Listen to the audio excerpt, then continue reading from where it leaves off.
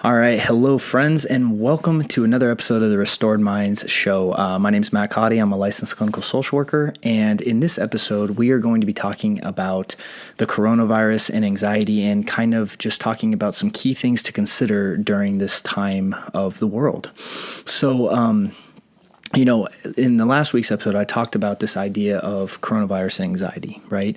And just how not only are we facing a virus, a pandemic, right? But also a panic pandemic, right? Of just how when panic is taking charge and we're being led by panic, how we often aren't even using that rational part of our brain. We are just going into that survival fight or flight mode and really learning to kind of be aware of when we're in that panic state so that we're not just making decisions, we're at least thinking them through, right? So we talked about that last week, and what I want to do is I want to follow up this week because, every day things are changing, right? Lockdowns are being put in place, quarantines, self-quarantines, all businesses are shutting down, it's just an ever-evolving thing, right? And as we ride through this together, there's some things that I kind of want to just talk about. So and what I want to do is really talk about three things that you should be considering as we're riding through this time together to make sure that you stay mentally healthy, right? You and your family, right? So the first thing is that we need to remember that this will come to pass, right? Like there's a finite time that this thing's going to last, right? Until this is not a permanent thing. Right now, we don't know how long that is, right? And one of the most difficult parts. This is the second part that I want to talk about, just with the coronavirus in general. One of the most difficult parts about this is there are events that would change the course of history, right? And I know in my lifetime, the major event that I can recall, I can remember exactly where I was when it happened, and that really did kind of just alter the course of the country and the world in many cases, was 9/11, right? Where there was this big terrorist attack in the United States. And, many people lost their lives. It was a really traumatic experience for I think everyone to some degree. And the thing about that specific event was it happened, and then as we moved past it, it was a thing that we looked back on and grieved and healed from and tried to unite around. But the event happened, on that day. And then we moved past and healed and grieved, right? And what's different about this particular time, and this is something that I think that as you're watching this, like this is something you're going to be talking to your children about and grandchildren about, like this is a thing that could potentially shape the world. It is shaping the world as we know it, and we don't know how it's going to unfold, right? And that's the scary thing about this is it's still something that we're moving in and through, right? It's not like it happened and was over, and now we're kind of trying to handle the results of it. Like we don't know what's happening, right? There's so much uncertainty that's unfolding, and because of that, it's a really difficult thing to deal with, right? Because we don't know where things are going. We don't know how long this is going to be happening, how long, like the secondary ramifications of this, all of that stuff, right? And so as we go about this, I mean, the only thing we can really do is just take it day by day by day, and do the best that we can individually, and just ride it out to the best of our abilities, and obviously try to take care of those around us, right, and not lose our humanity along the way. So I want to talk about some questions that you can be asking yourself and some things you can be considering as we move through this time together on an individual and family level, right? Because a lot of us, again, are quarantined, and rightfully so, to protect everyone. So I want to kind of, instead of talking like points, I want to ask questions, and I'd like you to ask yourself these questions. And so the first question that I think we all need to ask ourselves is, what am I consuming and how much am I consuming of it? Because we need to understand that just like in the same way as a diet, right? What you consume is gonna impact you, right? If I consume, I'm a big fan of cheesecake, but if I consume it all day, right, like that's gonna have a real negative impact on my body and health, right? So, treating myself to it on occasion is, it's more in moderation, right? And the same thing with information, right? When you consume information, and the hard thing about the hard thing to realize about consuming information is you can do it very passively, right? You can sit there on the couch and just watch TV. When you're consuming information, a lot of us don't have to do anything to actually consume it. And so we don't ask ourselves and question what we're consuming and how much we're consuming of it. And is this good for us? Right? And so, and I'm not telling you not to stay informed, because of course it's important to stay informed. But if you're just binge watching news and watching negative headline after negative headline after negative headline, and watching the bipartisan politics fighting about, this topic and that topic, and, every other case that gets reported, well, that's gonna do something to you, both psychologically and physiologically, right? It's gonna induce more fear, more panic, and it doesn't mean that you shouldn't stay informed, but you have to have a balance on what you're consuming and how much you're consuming, right? And so it's a good idea to stay informed, but set limits for yourself of how much you're gonna be checking and staying informed, right? Because this can quickly become a compulsive behavior where you're just checking and then reading and then feeding it and feeding it and feeding it, and then you're calling and that's all you're talking to people about. So we have to remember, like, there's plenty of other things that we can be consuming, right? You can watch, shows with your family, you can watch movies, you can read books, you can listen to podcasts, other motivational, positive things, right? During this time as well. Right, we don't want to create an imbalance of our consumption of information, right? And we want to protect ourselves and our families, right? Because again, if we're consuming something to the point where it's causing us to panic and causing us to arise to a point where it's detrimental, well, then we need to realize the ripple effect we have of causing panic with our loved ones, and then overreacting to things, and which leads people, of course, to buying all the toilet paper all off the shelves, right? Like we're seeing, like, who would have thought that would be a problem that we're facing, but it is, right? And so that's the first question, it's just asking yourself, hey, what am I consuming? How much am I consuming? How much of it am I consuming? And is it doing anything to me, right? Secondly, I want to talk about asking yourself how we interact with that voice in our mind, okay? Because if you've noticed, right, if you deal with anxiety or depression or, any other kind of mental health struggles, that voice in the mind is almost always at the root of that problem, right? Notice how it rarely says positive, uplifting things, right? For many of us, right? It's always a very catastrophic, thinking mindset, right? Worst case scenarios. What if this happens? What if that, right? And if we are just listening to that voice in the mind without challenging, without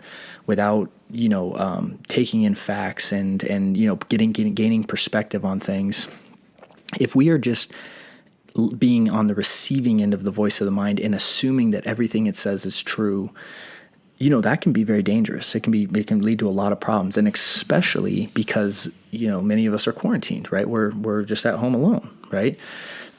So what that voice of the mind is saying, it's not necessarily what it's saying that's important. It's how we're interacting with it that's the most important, right? Because that voice of the mind can run. If you're laying in bed, it can just run like crazy, right? It doesn't mean that it's necessarily something that we have to always engage in or listen to, but if we're just mindlessly consuming it and mindlessly letting it take control to the point where we're not even questioning how we're interacting with that, right? Or how much we're going, trying to gain other perspective as stuff as well, that can be very dangerous, right? And that can lead to very quickly spiraling out on certain topics, right?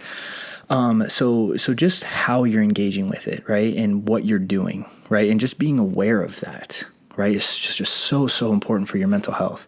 And not only that, but the mental health of those around you as well. Because again, like I said, panic is contagious, right? Fear is contagious.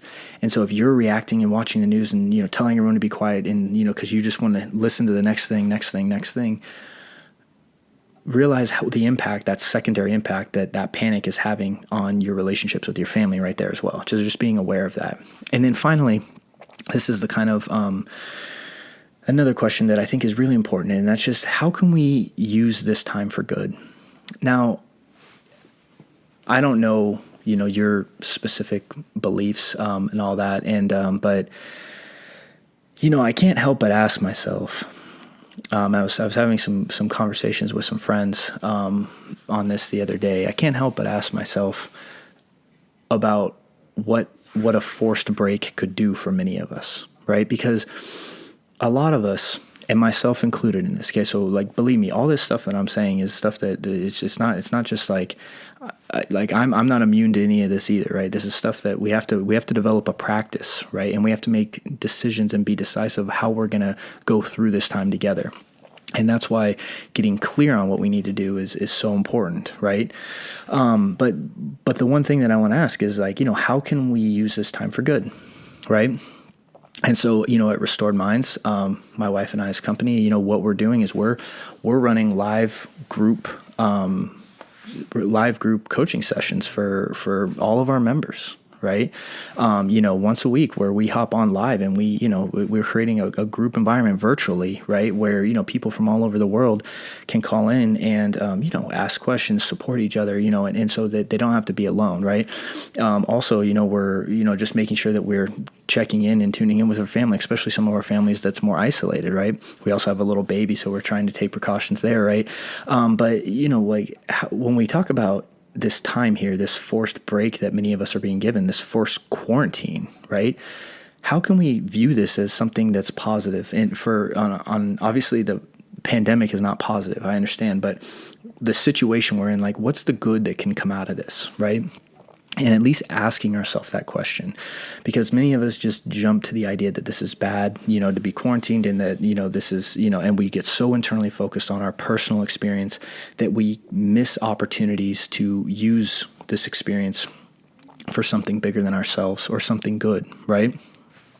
And, I just can't help but ask myself about how, not only myself, but many of us live our day-to-day lives where we're just going from the moment we wake up to the moment we go to sleep, right? And even then, we're checking our phones all the way till we put it on the side and then go to bed, right? And then wake up, hand on our phones, we go to work, we hit the gym, we just try to be hyper productive, to the point where we're just always going.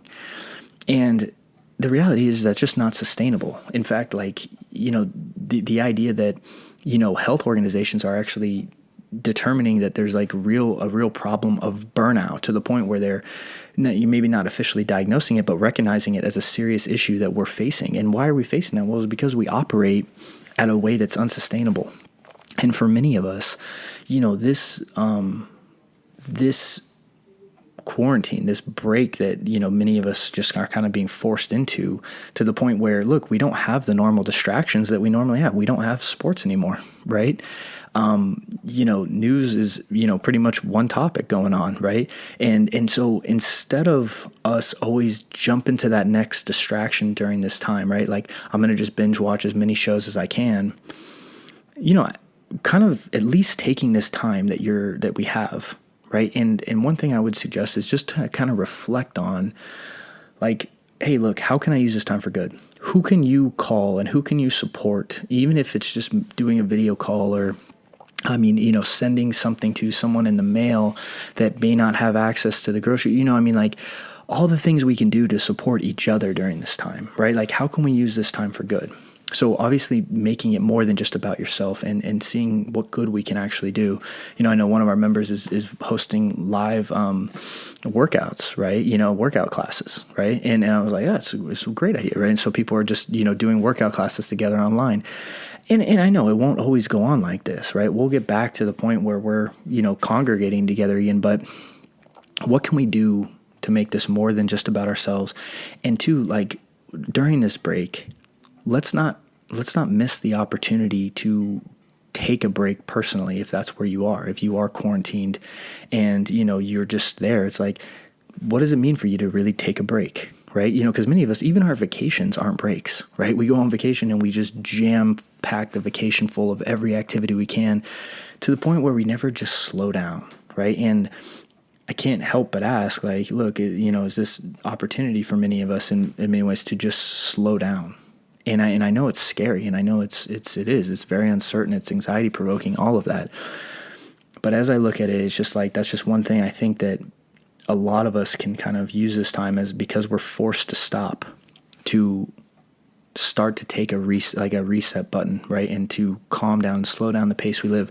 And instead of just jumping back into the pace that we were living at, and instead of trying to just go back to how we were doing things, at least question how we were doing them, and if it was the right way, and if we were living how we really do want to live, right? Because what this can do is really give us the opportunity to gain perspective of how things were going, and actually gives us an opportunity to make a conscious choice about how we want to move forward. What were we valuing before this forced break that many of us are given, or where it's just like, look, you're stopping, right?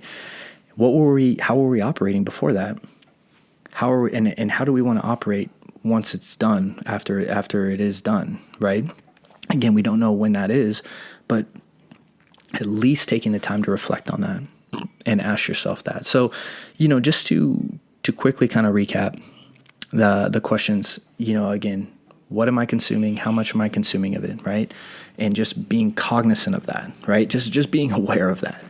The second is, how are we interacting with that voice in our mind? Are we just being led by it? Or are we, challenging it? Are we actually determining how we're thinking versus just letting our mind go, right? And then finally, like, how can we use this time for good? How can we be of service to others?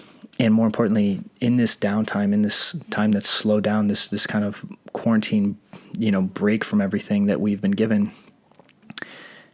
have we been living life how we really want to live it? How we've been living according to what we really value? And as we, move through this time, and more importantly, past this time, whenever that comes, how are we gonna go? Are we gonna just jump back into what we were doing, or are there changes that we need to make that we can use this time to really kind of reflect on and kind of get clear on as well? And so those are just some thoughts I want to share with us, with the community this week.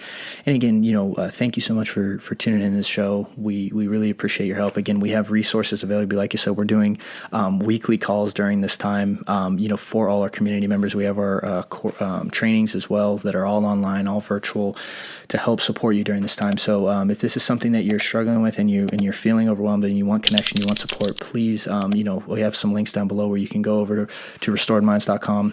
Join our community, to receive support during this time, and as we move forward this together as a group. We are here to support you. So thank you all so much. And again, just check out the links below, and I will see you guys soon on the next episode of the Restored Mind Show. Take care.